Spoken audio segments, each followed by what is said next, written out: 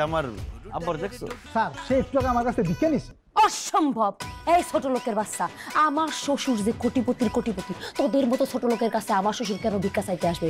আজকেই আমি সমিতির সাথে কথা বলে তোর চাকরির থেকে বাইর করে দিব।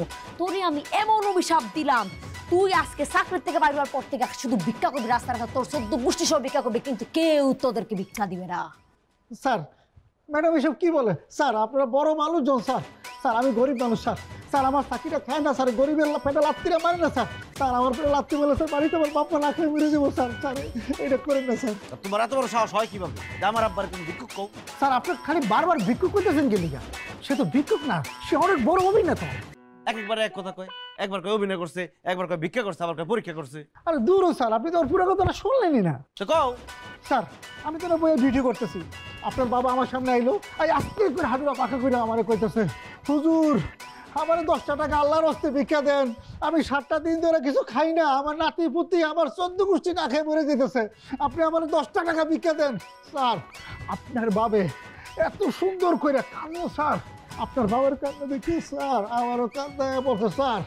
আমিও কম কিছু স্যার, আপনার বাপের লোকের লগে আমি সমান তালে তার লগে কান্না চালিয়ে গেছি। তারপর স্যার তার কান্দন দেখিয়া মনটা গইলা গেল গা, তারপর স্যার আমি তার 10টা টাকা ভিক্ষা দিয়ে দিচ্ছি।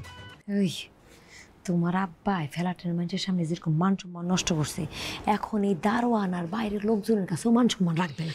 চলো যায় তোমার আব্বার আগে খুঁজি, চলো। আচ্ছা আমার আব্বা কই গেছে কই পারবা? এই যে স্যার গেট দিয়ে বাড়া গেল ভিক্ষা করতে করতে, তো স্যার সামনে যারে পাইছে তার কাছে ভিক্ষা চাইছে। বুড়া মানুষ তো স্যার, যে দেখছে তারই মন গলে গেছে, 2 হাত ধরে ভিক্ষা দিয়ে দিচ্ছে।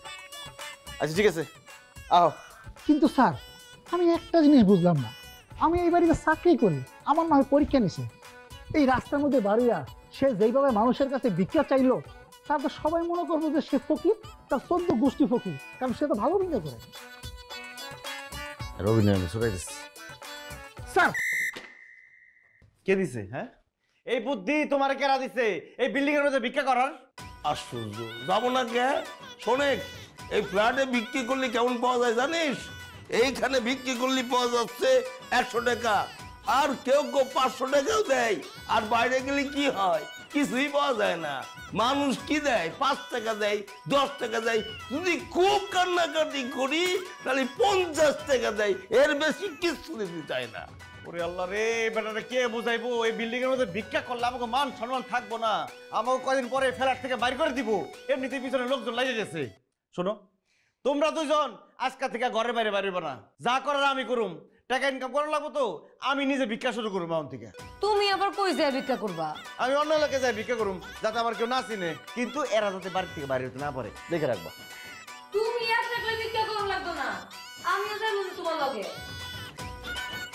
মান সম্মান যা ছিল সবকিছু সব বাপরে নষ্ট করে দিচ্ছেন, বুঝছেন? ভালো আছেন আপনারা?